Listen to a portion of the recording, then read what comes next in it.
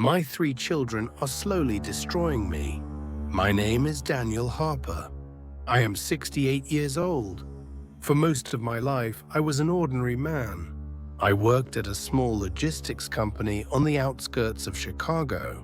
Nothing glamorous, just long hours, early mornings, and a body that slowly learned how to endure more than it should. If I had to describe my life with one word, it would be reliable. I showed up every day.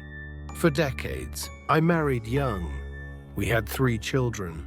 Life was never easy, but it was honest. I didn't chase big dreams. I didn't want luxury or recognition. I wanted stability. I wanted my children to eat well, sleep warmly, and attend school without worry. That was enough. To give them that, I put my own wants aside. The trips I never took, the hobbies I never started, the quiet dreams I folded away like old letters. I told myself there would be time later. There never was.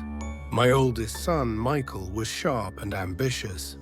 My daughter, Claire, was diligent and responsible. The youngest, Emily, carried laughter wherever she went. At least, that's how I remember them.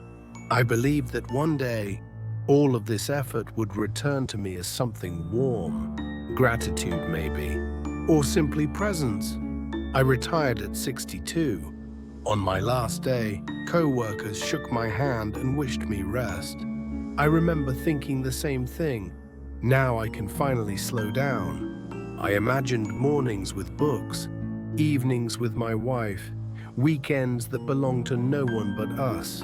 5 years later, my wife passed away. The house changed immediately. Silence replaced routine. The sound of her footsteps disappeared. Nights grew longer. I assumed my children would come more often. They didn't. They were busy marriages, careers, children of their own. I told myself that was normal, that it wasn't neglect, just life. Then the requests began. At first it was small. Michael needed help covering business expenses. I sent the money without hesitation. A month passed, then another. No repayment, no mention. Later, Claire struggled with housing costs. Then Emily needed help with tuition for her child. Each request arrived with a reasonable explanation. Each time I said yes, because that's what fathers do. Over time, the requests stopped sounding like requests. They became assumptions. I watched my savings shrink quietly. I told myself I had no real use for it anyway. What mattered was helping them. But something inside me felt increasingly hollow. Not anger, just erosion. One winter morning, my body finally gave up. Dizziness, breathlessness, then darkness. I woke up in a hospital bed staring at a blank ceiling. A nurse asked about my emergency contact.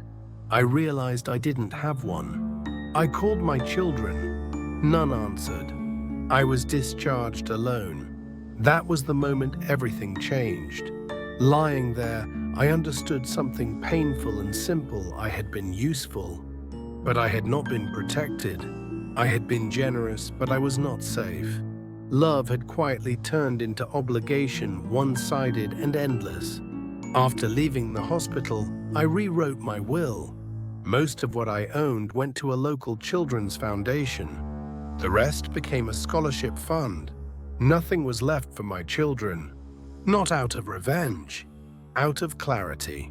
When they found out, they were angry, confused, hurt. They said words like family and sacrifice. I listened. I didn't argue much. I simply explained that love cannot survive if it exists only when someone is giving. Eventually, the visits stopped. I moved into a small rental home with a garden behind it. Nothing fancy. Enough sunlight, enough quiet. I learned how to cook for one. I planted vegetables. I spent afternoons playing chess at the community center. Evenings were slow but peaceful. Sometimes letters arrived from the foundation. Children thanking an old man they had never met. Reading those letters, I felt something I hadn't felt in years, that my life still mattered.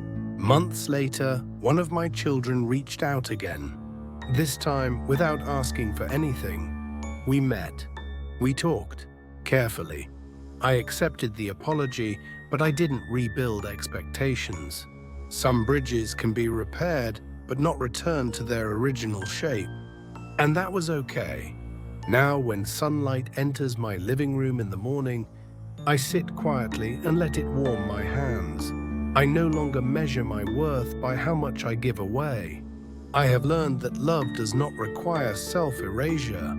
For the first time, I am living not as someone's father, provider, or safety net, but simply as myself. And that, at last, feels enough. I hope today's story conveyed emotion and realization to you. Thank you for staying with us until the end. Share your story with us.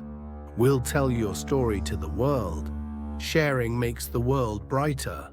Don't forget to like and subscribe.